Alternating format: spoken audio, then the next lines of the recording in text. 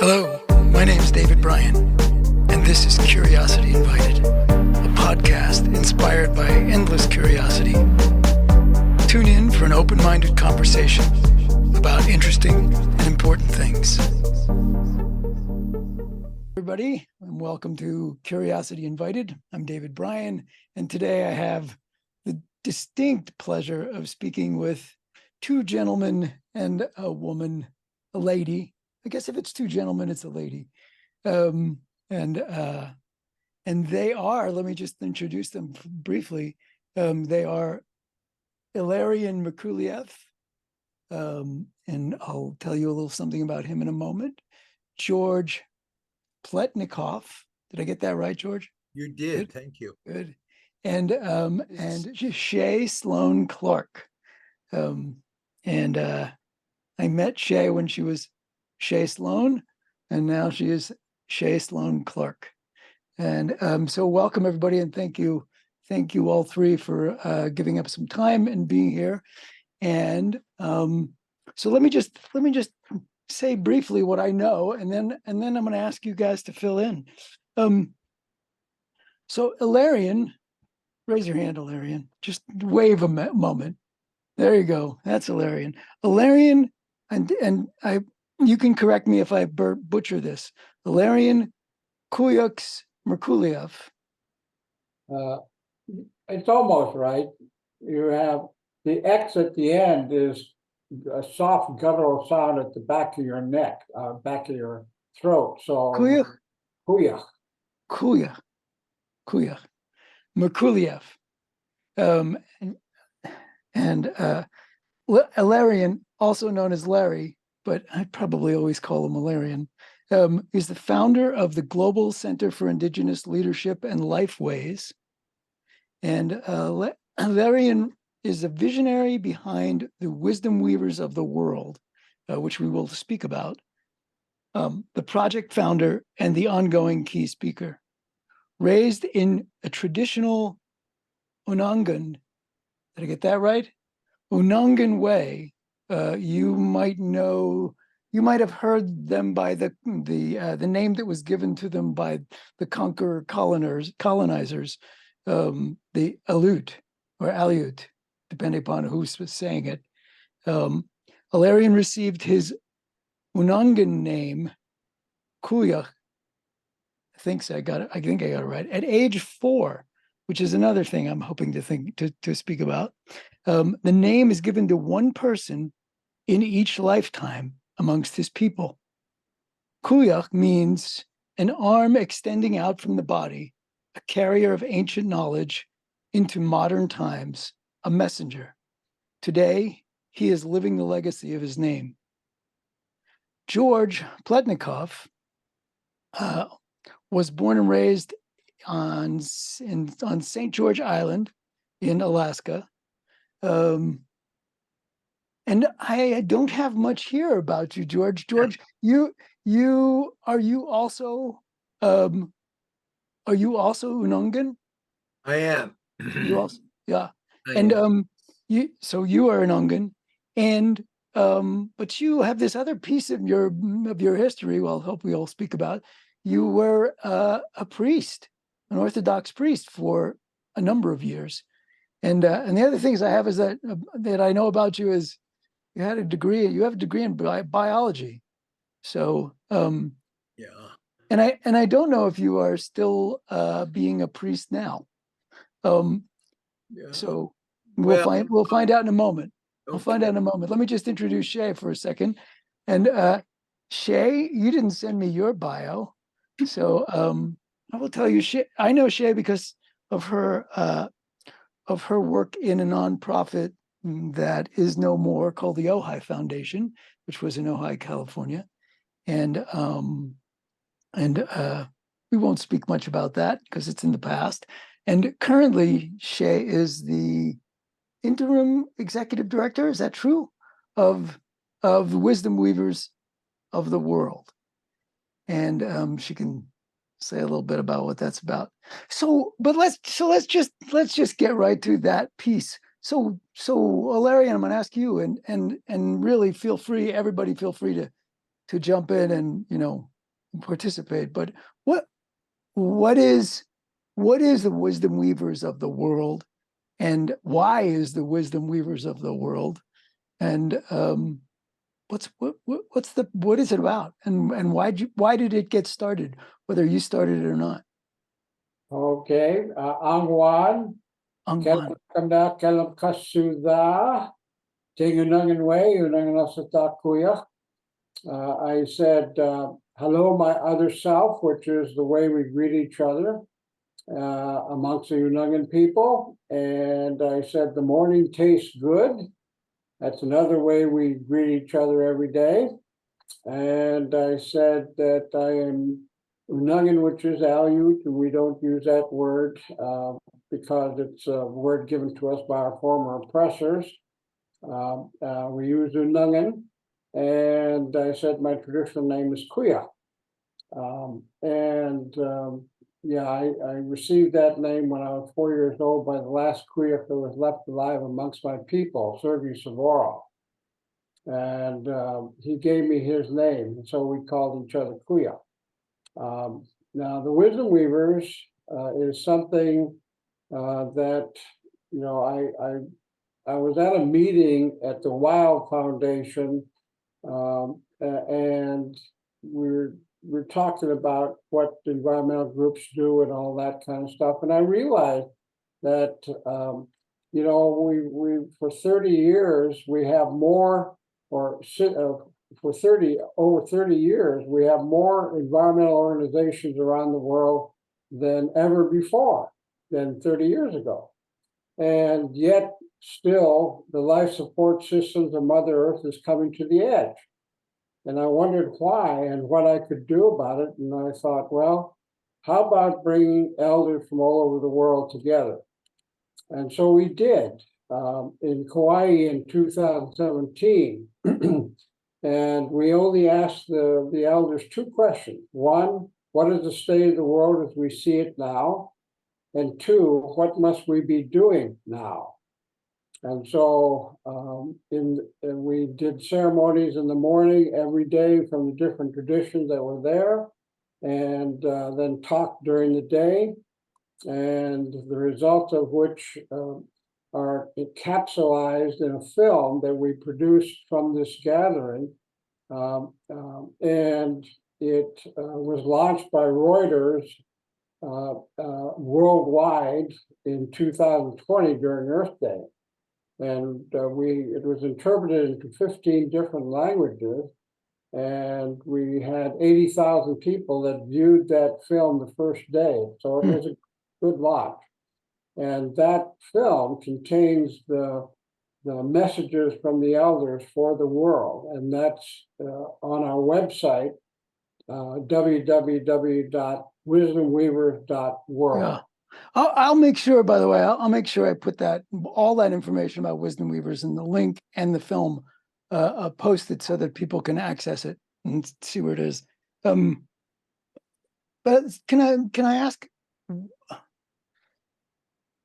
okay, but why now? Right? I mean, so there's all these, why are you not simply, and I don't mean that in a bad way, another environmental organization? What's different? Well, what's different is that we're not an organization, but Say more. we have a team of people who work with the Wisdom Weavers to connect elders around the world and to get our messages out on various media. So we've been doing like 2 gatherings on Zoom a week for the last 3 years all over the world. And so we're getting the messages of the elders to the world out. And why now is that the elders feel like it's not a question about whether or not Mother Earth is going to survive. She survived for billions of years, and she's going to survive for billions more. It's a question about whether or not we humans are going to survive. And they feel like we don't have very much time left. We've got to act now. Yeah, thank you. And do you guys do the wisdom weavers or do other organizations approach you? Yes. Do some of these environmental organizations want to I don't know how to say it, to work with you or to get something from you? Or Not environmental organizations. We get no. spiritual people, spiritual organizations, spiritually based organizations, and people from around the world that contact us. So this is a question. So your message is not focused necessarily on the environment, but something else. So could you or George, could you say something about, and you guys can fight about who's saying it. Uh, say something about what that message is. Yeah. Sure. If you don't mind, Larry, I have a thought on that. Just to mention that I worked with Greenpeace for about 12 years. They recruited me, and I worked here in Alaska and primarily with tribal communities. And when I talk about tribal communities, it's the villages. We have about 229 tribes in Alaska. And many of them I worked with trying, and this is the point that I wanted to make on your question, and that is that I can go to school and learn about biology. And primarily what I'm learning about biology comes from understandings assembled by the Western culture, which is a culture that is radically different than indigenous people's cultures. So when you ask the question that so you're really not an environmental organization, it kind of popped up in my head that what we have learned has come from the experiences of our ancestors and what they learned and what they passed on to us. Now, our responsibility as I don't know if I want to call myself a messenger of their knowledge, is to continue to use that knowledge to create an understanding about how we perceive and learned about how creation and our survival are dependent upon what our ancestors gave to us. It isn't in the sense, it isn't a formal education. It isn't anything that we can learn from books, but it is something that they gathered together. You could imagine just about the Undangan people who lived out on the Aleutian Islands here in Alaska and survived for, as far as we understand, more than 10,000 years living there.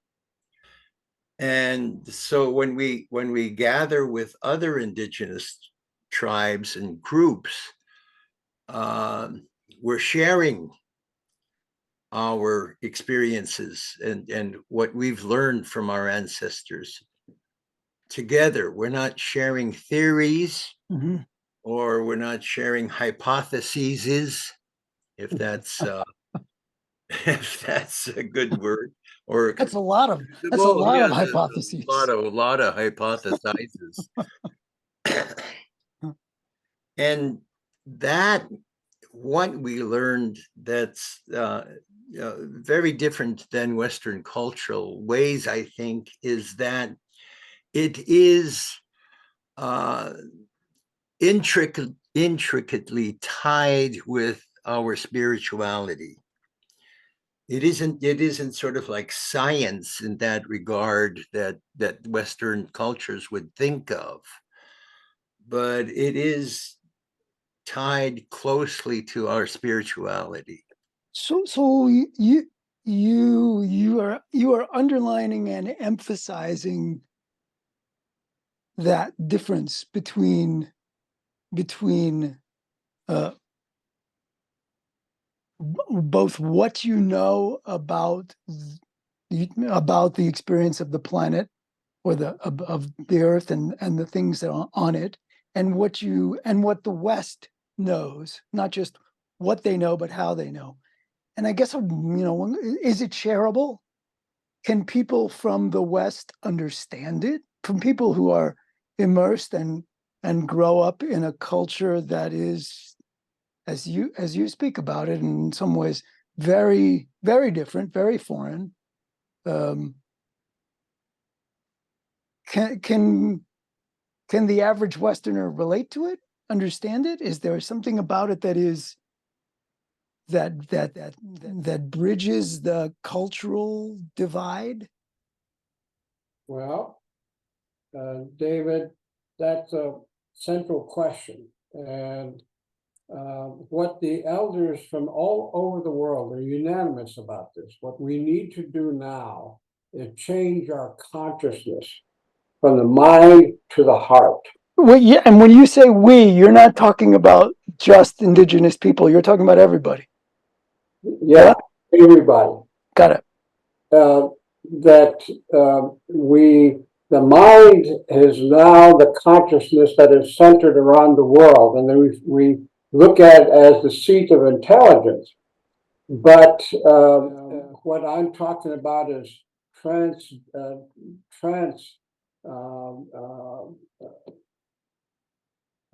I don't know what you would call it, but it's more than the knowledge that is contained in the mind.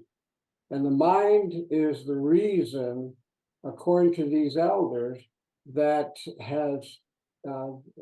talks to us rather than our hearts talking to us. And that we can't tell the difference between the mind talking and the heart talking, because the mind is very clever. It makes you think that it's your heart talking when it may not be.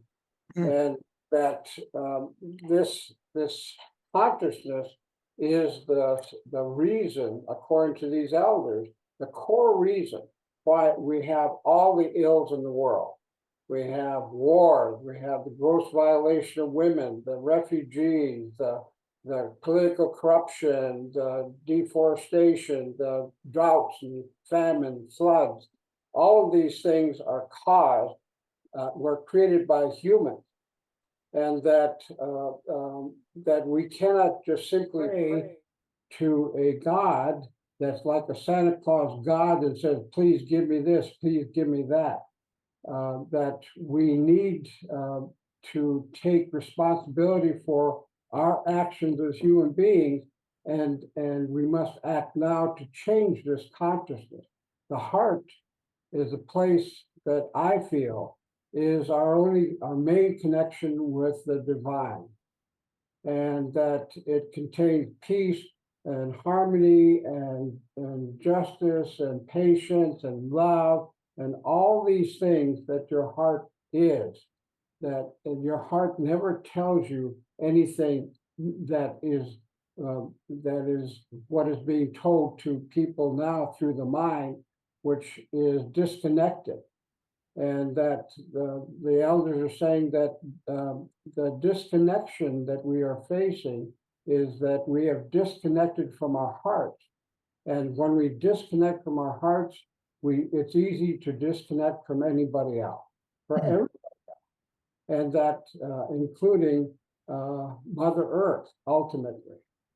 And so this connection needs to be healed. So yes, we're hearing, in all the group gatherings that we've done on Zoom in the last 3 years, we can see that there are millions of people that are starting to change from the mind to the heart.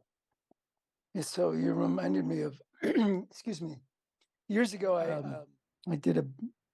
was working with a bunch of Indigenous people from northern New York State, and there was this one wonderful guy, John Mohawk, since passed away, And I remember the first time I was speaking with him, and he said, we have to use, it was like this, we have to use our best minds. We must use our best minds. And at some point when I was more comfortable with him, I said, why? What is this? And it was exactly that message. Well, his was, that the mind, the best mind, yes, we can there's all sorts of things that happen in our brain, in our mind, and that's terrific. And then there's all sorts of things in our feelings and emotions, but unless we can pull those two things together and use our best mind, it's when those two things come together. And so I'm wondering if as you gather, as all of the I'm assuming they're the leaders, but maybe not. The people from these various indigenous groups come together. So they are in all sorts of ways far apart, but right. I mean, they have different traditions, and they have different costume, they have different dances and songs, and but is there a through line? Is there a commonality? Is there, like, do you feel like you walked into a place where people are all speaking different languages, and it's hard to understand what the hell they're talking about? And I don't actually mean language when I say that, but, or do you feel like you've walked into like a long lost family that just got together? It's like they discovered, oh wait, you're like me. So I'm curious about how that works, because in we all know in the Western world, you travel to enough places, and I mean, even in the United States, right? You travel. I lived in California. I now live in Wyoming, and sure, there are some commonality, but there's also a lot of bridging to be done. And I'm wondering about that. Yeah, maybe I can answer, and then George and Shay, please wade in. I've gone to many places around the world, invited by indigenous people. I've gone to Patagonia to be with the Mapuche. I've been to Tarahumaras in northwestern Mexico. I've been to many, many different tribes. And I'm invited to participate in their ceremonies. And when I do that, I don't know the language, and I don't know the customs, but it's all very familiar because we come from the same place of spirituality that George talked about. And I'm always welcome. Now, when I went down to Patagonia with the Mapuche people, they invited me to the ceremony that was led by the oldest woman in the world at that time. She was 126 years old, as far as people knew, because that's the first time and the last time that they found her age. She could have been older, and she was blind, and she only spoke her own language. And so all I could do was hold her hands and cry. I just felt like this tremendous wisdom and things that she has gone through. But this ceremony, I met 7 spiritual leaders from the Quechua and Amara people that came down by horseback for 2 weeks just to see me. And I said, wow, this must be really important. When we got to the ceremonial grounds there, sure enough, those 7 were standing there waiting for me. And they wanted to know what my name was, and how I got the name and what it meant. So I told them, and they said, they got together and they talked, and they came back excited and said, yeah, we have the same name, and it's given in exactly the same way, and it means exactly the same thing. This confirmed to them that that they were the go-betweens for our people and the people in Patagonia. Now, our people were sea people, and they said that our people came down by our kayaks, Ikyas, we call it. And they showed me a picture of a member of the tribe, and and it was, I tell you, I could have, there would have been a twin on St. Paul Island for this guy that they took a picture of.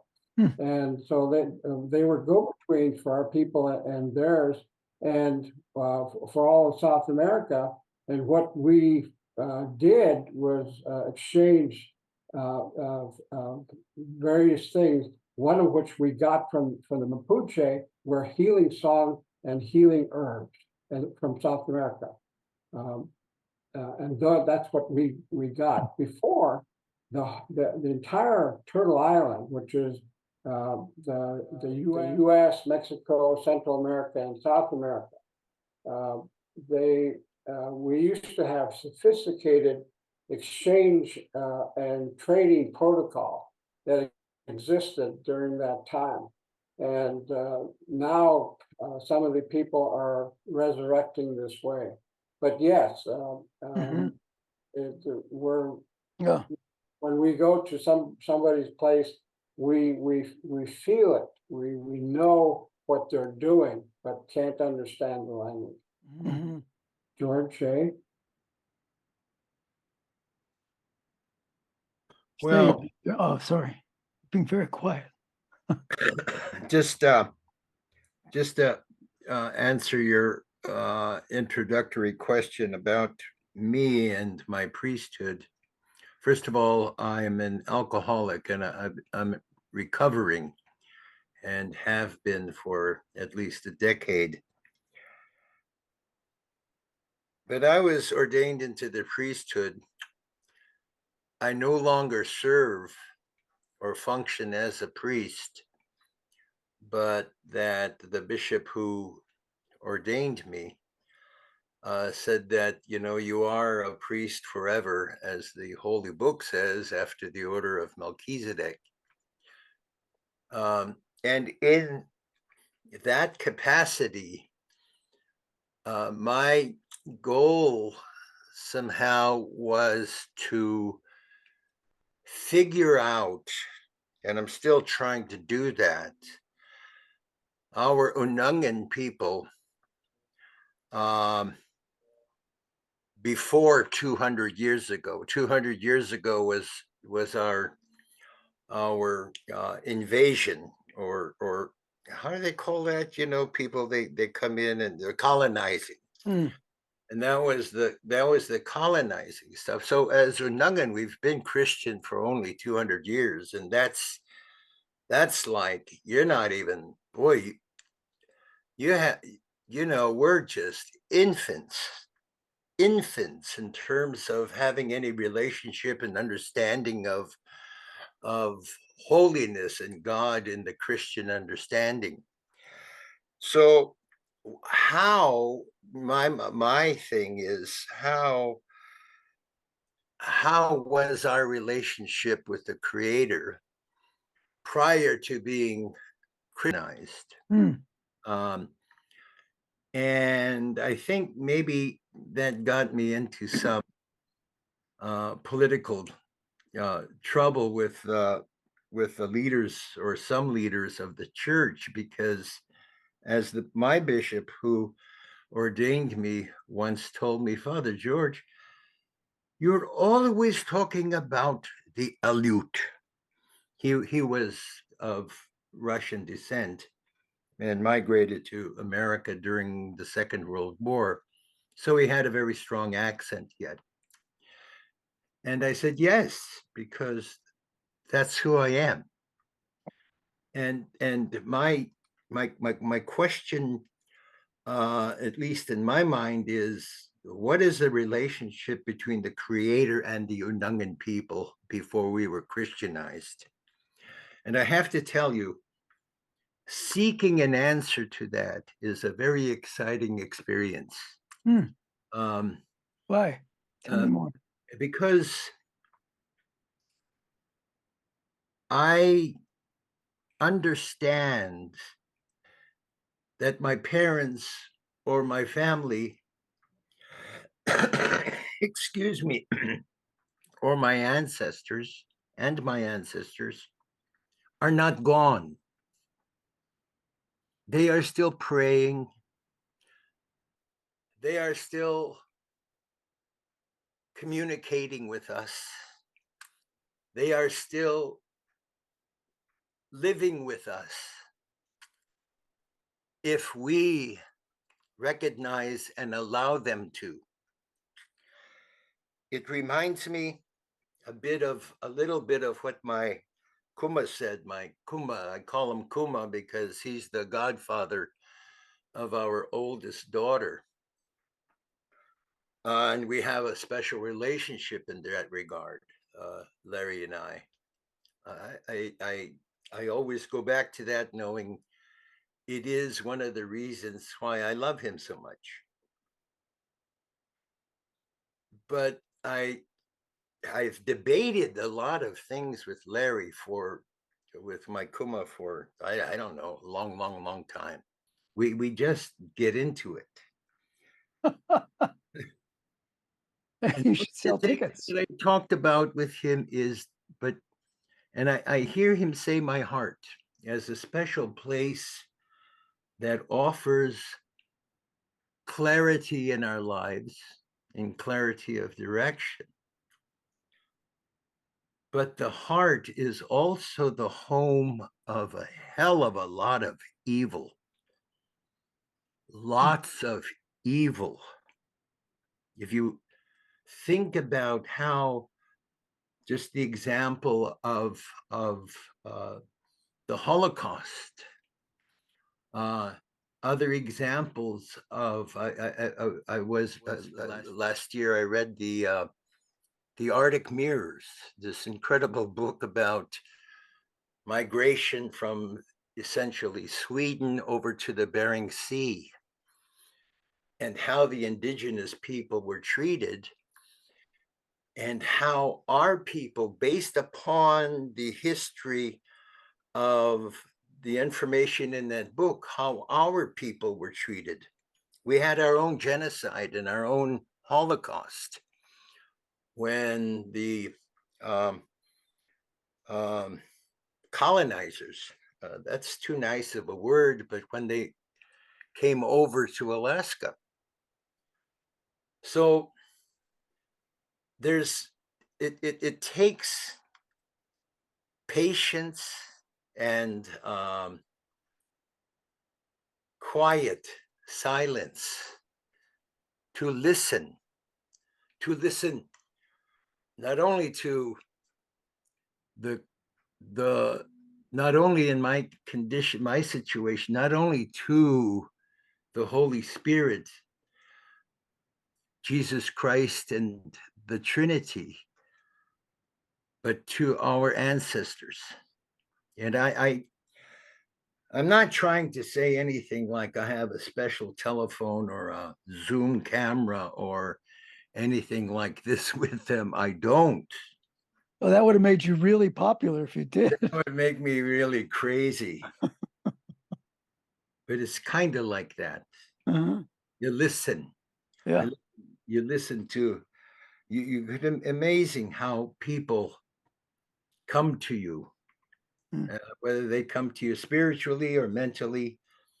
When you think about them and think about what they offered to you and how that enables you to find and seek possible solutions. One of the things that I got in trouble with Greenpeace, after a while, I went to conferences and they like to do that, conferences and conferences and conferences. And so obviously I had to train and learn them and learn their philosophy and learn their probable solutions to overfishing in the Bering Sea, for example. And what do we do about that? And one of the things that I ask them is, you bring a lot of people from Europe to work here in the United States. on environmental issues, Christianized, and how that happened and how that worked. And so that's kind of, you Yeah. know, and that was a tie to my priesthood. Yeah. Uh, I want to, I'm sorry to stop you. I just want to That's I want to make sure, Shay, I want to give you a chance to say something. If you're called to, you don't have to, but yeah. Are you there? You are. Here. I'm here. I'm in the tall grass. I see that. corn. Are you in corn? Nope, just No? tall grass. I'm Tall- one of the wee people. I am Irish. My mother is first generation American, and my ancestors come from Europe on a small island that is called Ireland. And from my perspective, for my listening, I love your question, George, about your ancestors' relationship to creation prior to Christianization. And I feel like I share the question of my own ancestors and, you know, before, who were we before the Crusades, and who were we before the burning of the women and the healers of former times, and who were we before these perpetuated traumas, and who are we now, and how do we reconcile the capacity, you know, Larry, in your words, of living from the heart and the purity that can come from that space, and then the traumatic harms that are lodged in our memory and that we repeat, you know, what we've endured, we give unto others. And so my role or my work here with these Ilarion and George, these beautiful men, and the other elders in the council,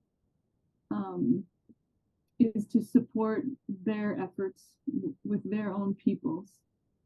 And so that's my role. I'm working as the executive director, and I kind of do whatever's needed to help them be able to stay focused on their own work without the entanglements of the bureaucracy and the organizational requirements getting in the way, which, as we know, are superimposed on other ways of being. So I hold that role here. And then I also do my own work related to ancestors and ancestry, and working in other spaces where there are different elements. Then I will never center that. Like, I wouldn't interject in this Zoom call to say, well, let's talk about all of the European, although I'm willing to. But there are other spaces where whiteness and the history and legacy and impacts of that is so often ignored. And we jump instead to solutions, or saying things like, this isn't a political space, so don't bring up those issues. Where I feel and appreciate that a deeper healing or a deeper connection is possible when we can look at and be with the kaleidoscopic truth or impacts of these intersections. And so, you know, I'm here and I'm listening and happy to speak, and also happy to not. And yeah, thank you for the invitation and the chance to be here with all three of you. Yeah. Yeah, David, Please. Yeah, please. what George said is very true. And I hope that people take that to heart. You know, we had Undangan people had our own Holocaust, where 80% of our population was wiped out in 50 years. That's quite a bit. Mhm. And we have a remarkable group of people that we come from. You know, like the Jews, we had our Holocaust. Like the Japanese Americans, we were interned in Southeast Alaska.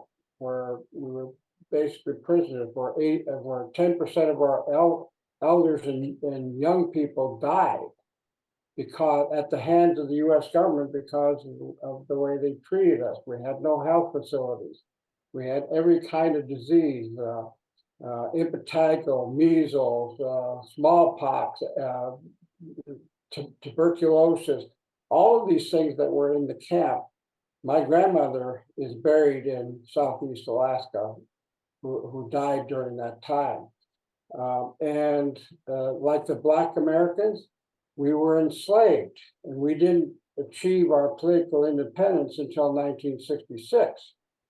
But yet we're still here after 10,000 years because of the inspiration of our people and the bravery and courage that they had to be able to live to this day. And this is the legacy that we carry that is so important now. And if it wasn't for my people, I wouldn't have had the intelligence to call together elders. So I give them a great deal of credit. And we as human beings, every tradition that I've been to always prays and does ceremony for everybody in the world, not just their people.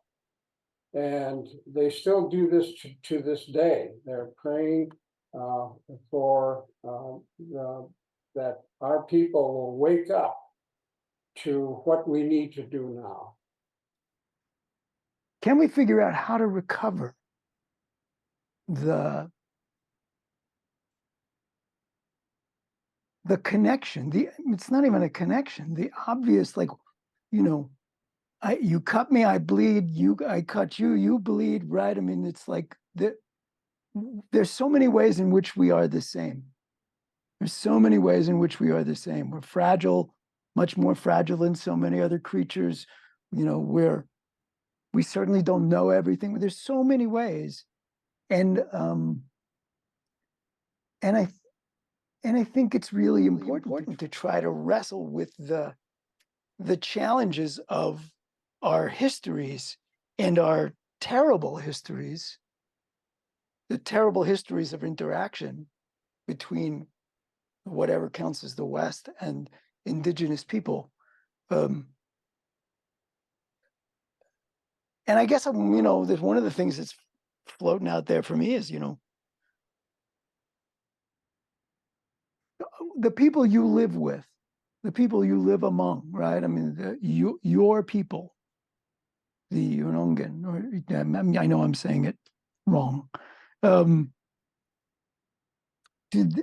Is there I don't mean uniformity like everybody's brainwashed. I mean, is there a widespread sort of embrace of traditional ways, or do you meet resistance among your own people? And how do you wrestle with that, or do you? George, why don't you start off?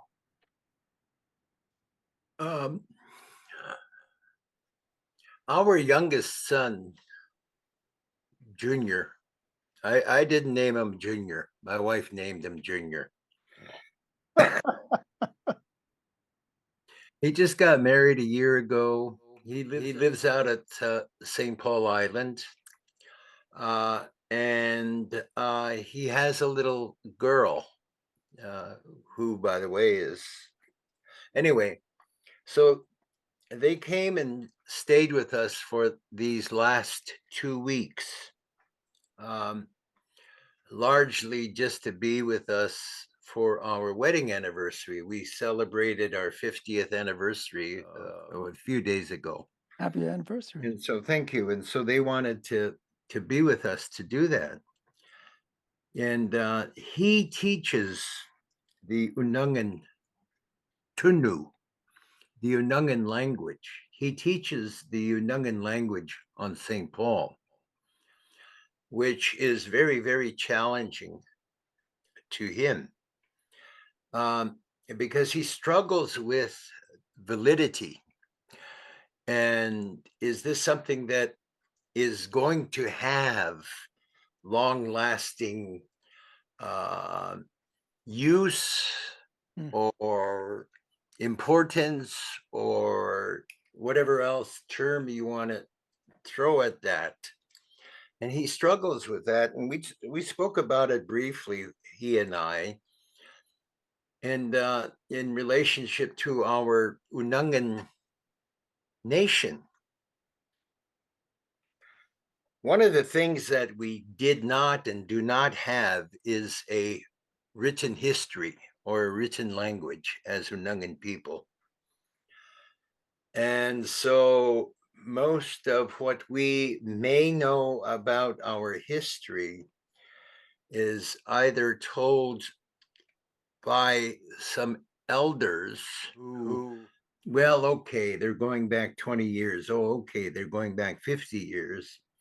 And it's very, very narrow of time in the past and not much to depend upon in terms of, okay, well, then how about 500 years ago? Well, yeah, no. One of the things that my son and I talked about was not knowing who we are,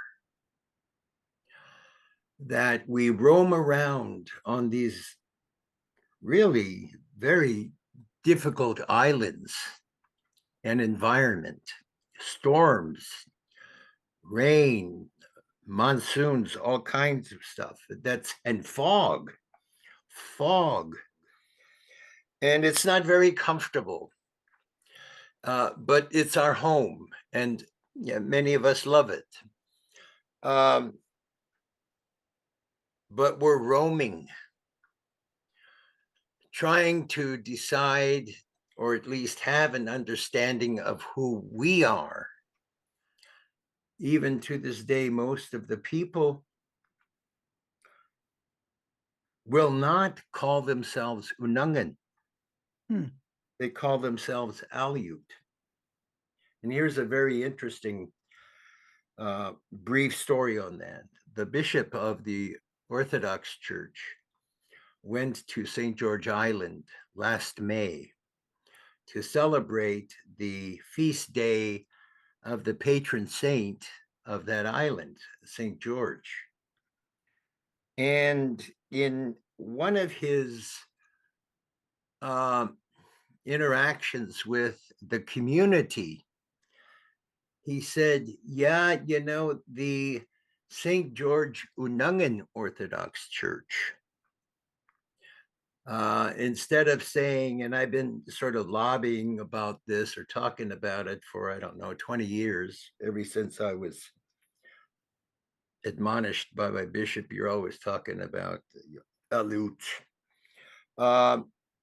is that it should be the St. George Undangan Orthodox Church. We ought to have a relationship with that. It should be ours. It should be our church, not the St. George Russian Orthodox Church or the Holy Ascension Russian Orthodox Cathedral, but struggling to find out what it is that ties us to where we live, who we are, and our ancestry. And because we don't have that relationship, you could understand that a lot of we were talking about how much evil there is in the heart, that, and of course in the mind, but that other problems befall us. Depression comes, suicide comes. So it's like everybody else's communities all over the world. But drug problems come, alcoholisms come. And now we have, I have one of these things, oh, hi, my baby. Yeah, wait, I have to answer. Okay, what were you saying? Oh, okay, well, wait, I got a very important message from Shay. I have to answer it now, you know. Oh, you're doing theater. I thought you were really doing I'm not that. picking on Shay as an example, but we have so many very nice distractions Uh, that what is important to knowing who we are, well, that's in the past, mhm, and it has no value mhm, because, you know, as you said, we have all kinds of these similarities. Spiritually, I don't know. mhm, Some of us are Episcopalian in the Christian church, or some of us are Buddhists or whatever else, and we get an attachment to the ancestors and our people by spirituality in having that relationship. So, like everybody else, we struggle, and our young people struggle, mhm. and Yeah. you know, trying to keep my son going is a struggle. You know, Dad, I don't know what to do. I know I need to do this. I want to do this. I see the value of it. I understand. But I don't know what to do now. Should I just move? Should I just move down to our traditional homeland? You know, George Jr. is doing one of the most important pieces of work that could be done amongst our people. And so I hope he decides to stay on St. Paul because he's invaluable for many reasons. Now, my name, Kuuyux, is not a name that anybody else remembers. They don't know or refuse to know or whatever that I was given the gift at 4 years old. And You say that again because Sergei you broke. Savarov, Say that again because you broke up when you said you were given that name when you were 4 years old. Yeah. yeah. Okay. And by the last Kuuyux that was left alive, Sergei Savarov. And Sergei Savarov was from a different island. And he knew that his time was coming to an end and he had to find the next Kuuyux. And so he found me on St. Paul Island. He wanted to take me to his home, but my parents wouldn't let him. But anyway, I was born and raised in a way that I remember things that the written books don't have, that most of the elders have forgotten. And it's very hard because people say, oh, yeah, sure, you want to be this, want to be that. And I don't want to be the Kuuyux. I don't want to be. It's very difficult. It's very hard because the things that have to go through as Kuuyux is, you know, it's like walking a fine line. It's easy to slip up on one side or the other. And when you do, I immediately get the responses back to me immediately. And so I have to be very careful in what I think and what I know and what I say. Hmm. And George talks about silence. Silence is absolutely necessary for this connection to God. We call this the Great Spirit that lives in all things. And that this silence is not, it's silencing the mind. And so that you can feel clearly what your heart is telling you. And this is the message that we want to give to everybody, that you've got to be able to be in that silence. I mean, even all the villages in Alaska, 229 villages in Alaska, the most number of tribes in North America in a single place. They, you know, they are doing things without realizing why they're doing it, and that is that we talk more slowly. You hear George talking very slow. We move slower. We act slower. What the people in the village are doing are slowing down enough to be able to hear Mother Earth. Mm-hmm. We are pacing ourselves to that of Mother Earth. And that people who go faster and faster, which is today's society, are getting away from what is needed, which is silence and slowing down. Yeah, I hear what you're saying. Come on, but it's and I'm not afraid to do this any longer. I used to be. I tell people you're talking too fast. But I say, well, I can't hear fast. So if you could slow down, you go down to the grocery store or something. Or what do you mean you want to? Yeah, oh, okay. What did you say? Aren't you listening? Yeah, no, but you're talking too fast. And it's just like the culture just speeds up. We have to, look at the politicians and look at the people and so on and so forth. Talking at a certain speed, I think, is like a recognition of intelligence. You're really smart. Mm. Wow, look at him. He's talking fast. And yeah, I don't know what they're saying. I connect with every other word. Or all right, well, we don't have to listen to that now anyway. So, but he's right. If we continue to miss out on those situations or messages that, I don't know, the birds give, Mm.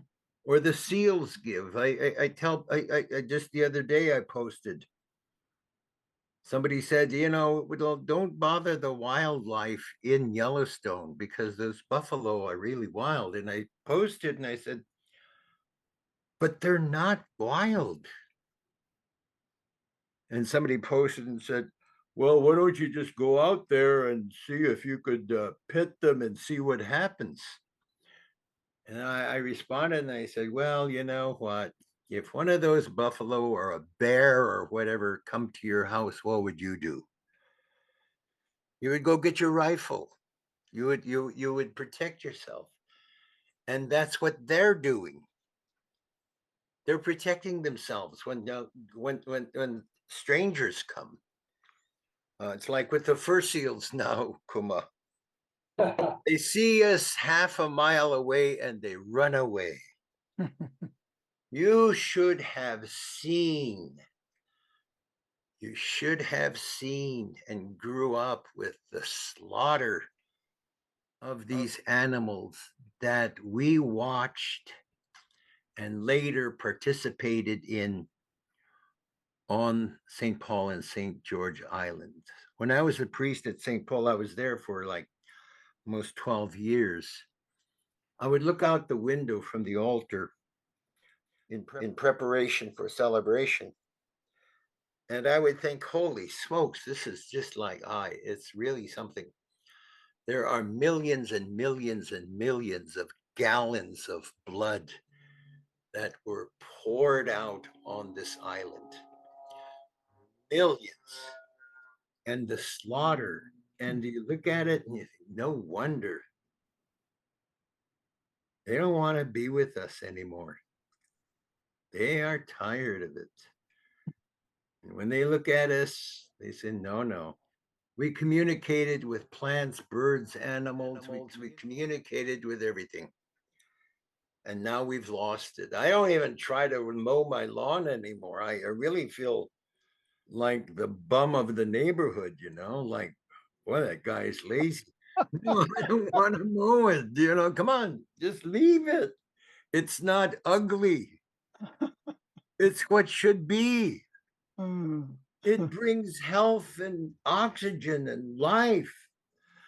But no, if I'm not like the neighbor next door, he's lazy, that guy. That guy, George. That guy, George. He has long hair. And have you noticed how slow he is? Yeah. I tried to talk to him the other day and he couldn't get through a sentence. Yeah. Yeah. But um, it's Well, it's I used to, David, right? yes. Yeah. I was thinking about this morning, this conversation. It's like interviewing people who can't get answers by an interview. It's like if I go into Ottawa or Tallahassee or someplace, I have to listen, then I have to be there and I have to watch. Then I start learning. It's like that. And I was thinking, wow, an hour and a half of a Zoom meeting, and he wants to get to know a little bit about us. It's very difficult to do that. You think so? I do. Yeah. It's Well, like I maybe. have to sit here and think, well, it's about spirituality, or it's about all kinds of evil in the heart. I don't see. It's very difficult. Well, just to let you know, and maybe it's just my stupidity or my whatever, but I feel like I've known you for quite a while. No, so I used to say to people that the world whispers all the time, but you just got to be quiet in order to hear it, Oh, and that's a good. it's hard to be quiet. And Yeah, and so, it's amazing what you can learn when you're in that quiet space. When I was 6 years old, I could walk anywhere on the island that I wanted to go, and the island is very small, 5 miles long and 5 miles wide, hmm, tall. And at 6 years old, my parents would allow me to go anywhere I wanted on the island, day or night. And so I started walking out to Zappadney, which is a rookery of birds and seals 3 miles out of the island at 6 years old in pitch black at 3 o'clock in the morning. And I would get there by 6 o'clock. I had little legs at 6 years old by myself. That was okay.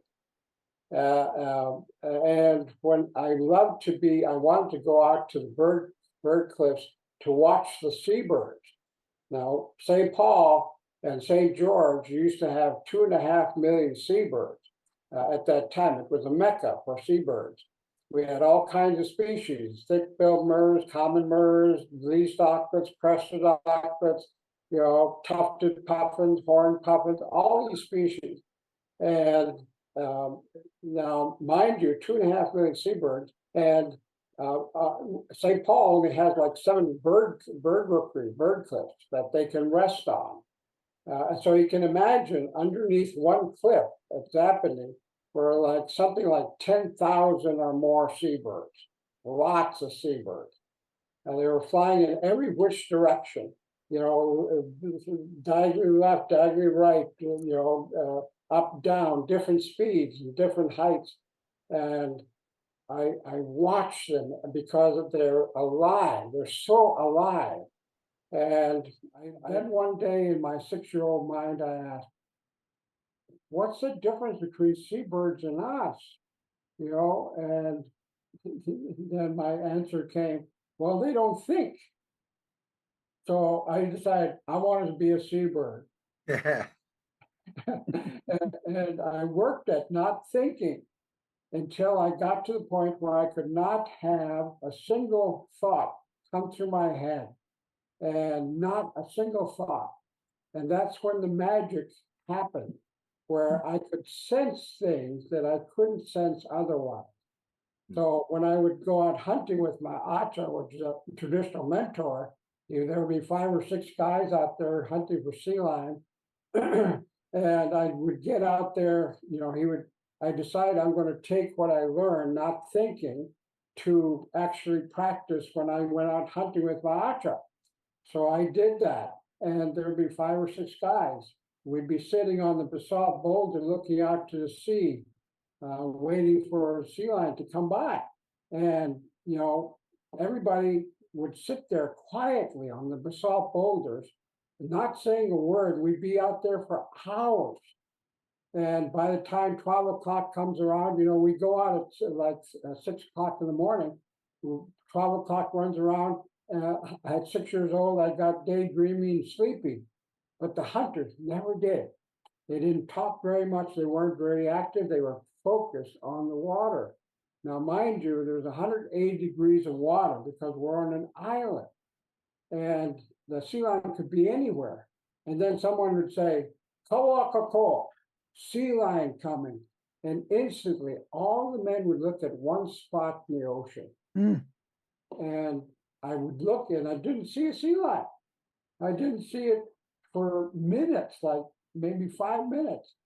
And sure enough, the sea lion comes up exactly where all the men were looking. Mm. Now, when I practiced the non-thinking part out hunting, I could feel the sea lion before it even showed up.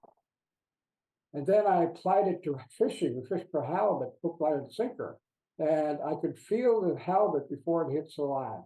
Hmm. I can tell you when it hits the line, if it's 3-foot halibut, 4-foot halibut, 5-foot halibut. A lot of times I could tell you whether or not it's male or female. I can tell you how it's hooked by the lip or the jaw or the side of the body. I can tell you how it's going to fight on the way up. All of these things were things that the hunters had that were absolutely essential to be a real human being. And this is something that everybody has. We all have that ability. And we just have to stop the mind for a while and get into the heart and feel it and be quiet enough to do that.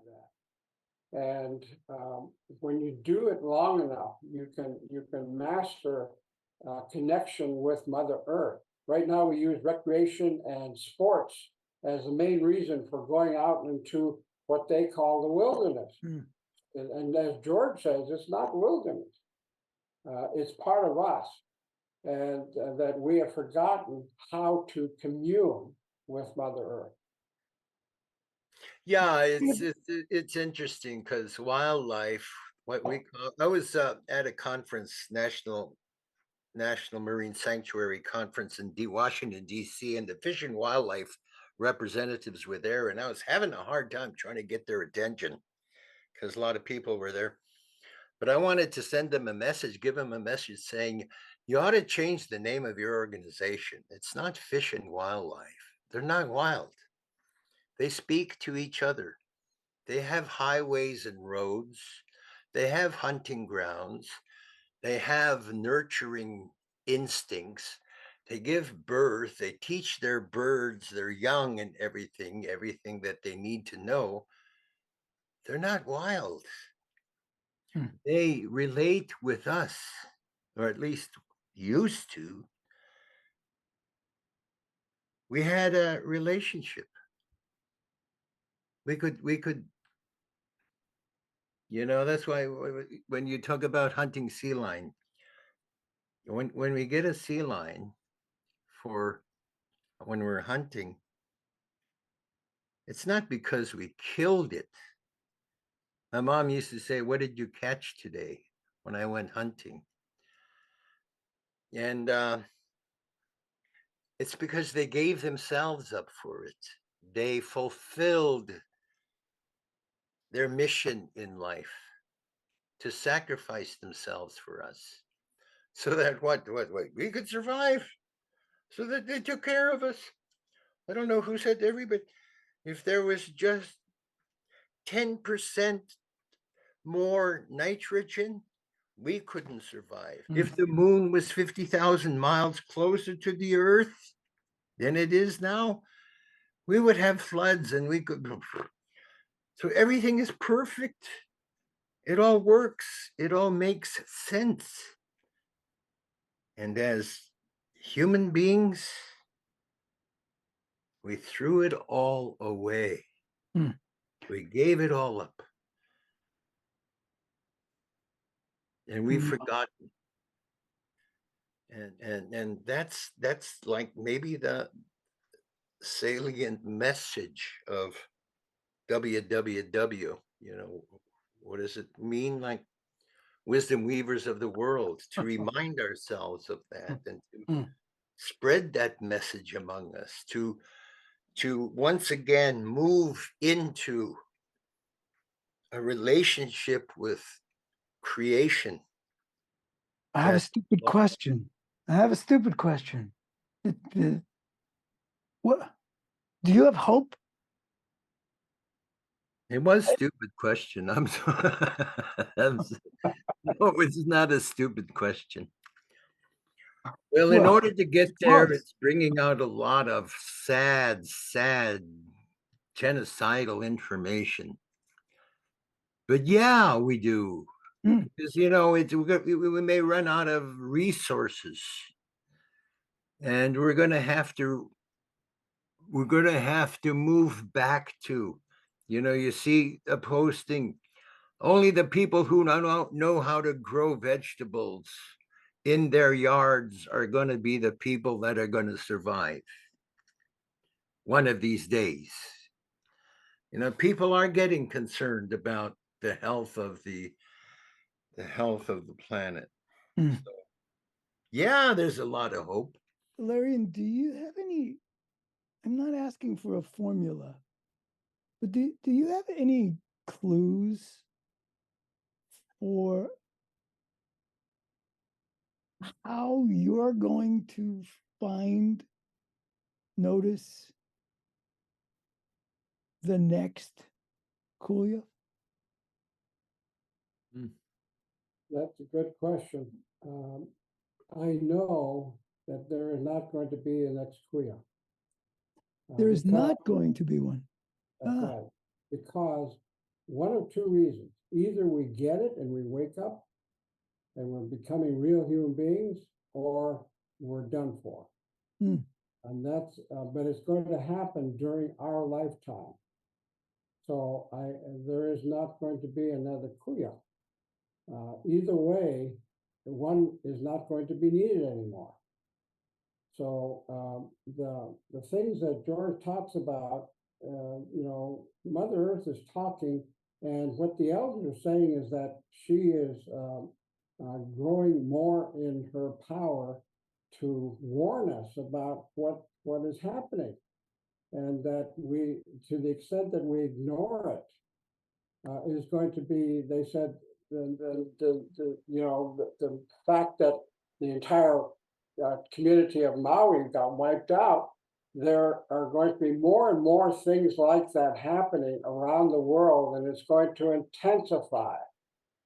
And the only thing that can save us from this utter destruction of the human species is going to be whether or not we go back to that spirituality that George talks about. And it's, we come in, we're in a society that says, fix this, fix that. So we think that we're going to save the environment. That is not so. Mother Earth knows she can take care of herself. And it's a question about whether or not we take back our position as real human beings, which is fitting into the niche that we were here for, which is to take care of Mother Earth. And that's what we've forgotten over time. We've forgotten where we belong. Hmm. Well, gosh, I actually don't want to stop, but I also want to stop because I know I promised no more than an hour and a half, and George is just getting started. So Yeah, right. so, but I wonder if you, well, Shay, I want to open your mic, or you to open your mic and have a last word for yourself if you want to. You've been so quiet, which is not the Shay I'm familiar with. All right. Well, there's a lot that's been said, and I won't add too much more, but just a few thoughts, feelings. One is to say I'm grateful to slow down and move out of a felt sense of urgency. And at the same time, the message that keeps coming is what needs to happen now in a timely way. And so this like way of being, this call to action that includes slowing down and emptying our minds or stilling ourselves, and at the same time taking necessary action, is loud for me in listening and being present with you all today. And the other thing is, for anybody who has stayed with us and has listened to this whole podcast or episode, I've spent a lot of my life really blessed to be around and with Indigenous peoples. And when I sit with white folks, I often hear people saying, why did they talk so much about the past? Why do they talk so much about history? Why do we always go back to the stories of genocide or to these aspects of the past? And I just want to say and honor the work and the labor that it is to again and again and again have to tell the stories that have been invalidated or not fully heard or not fully understood. The work that is to remember and build that bridge with what was known before certain acts of violence or conquest, but how important it is that we as peoples of different backgrounds have the willingness and the patience and the openness to really hear these stories, and to know that when we ask a question, like in an interview or in a flip moment of like, can you tell me about this? The reach and the answer is often something very different, because that is actually the way of getting into contact and into presence. And there's something for me to learn at the intersection in these conversations of what becomes possible then when we establish this shared reality, and come out of denial or come out of repression or come out of like, that's hard to hear, or the dismissal of truths and experiences. And so I just give my gratitude for the depth of space and conversation, and really want to honor George and Ilarion, your willingness to tell these stories that weigh on you, and the work that it is to bring your truth and your commitment forward in these spaces. And yeah, thank you, David, for welcoming us here, and for that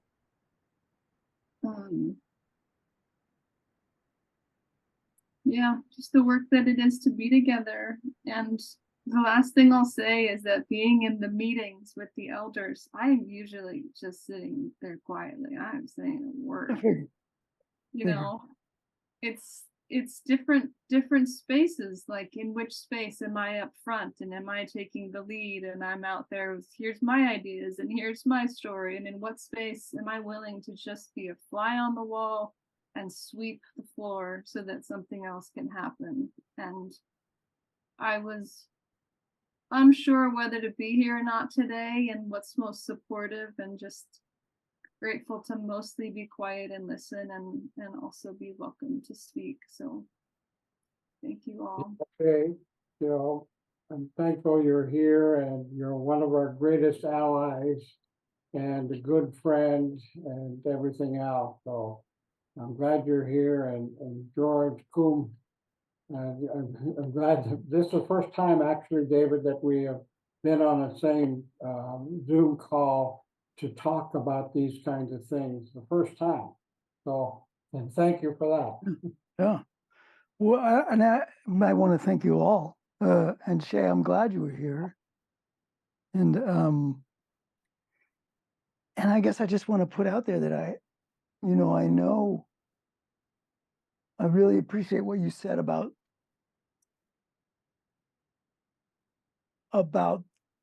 telling the story of the past in its both the splendid and the horrendous. And I think some people do, obviously, some people do hear the story of ugliness and evil as a pushing away or as an obstacle to connecting. But I don't think it's that at all. I think it's, you unless you can unless we all embrace all of it, there isn't a way to connect.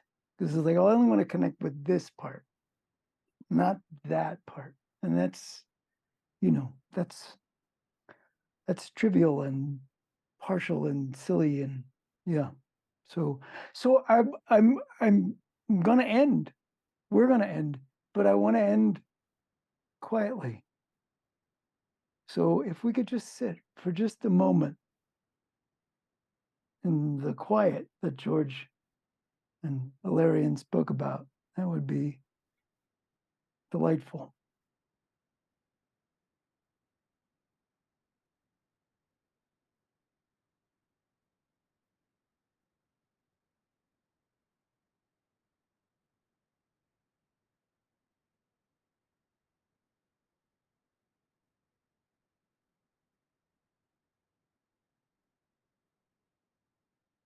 So thank you, gentlemen and lady, and really do appreciate your giving your time and your hearts to and your wisdom and your slowness. And George, I hope that was okay. Okay, well, see you all. Good to All see you. right. You take care. Take care. Talk to you again. I hope that's true.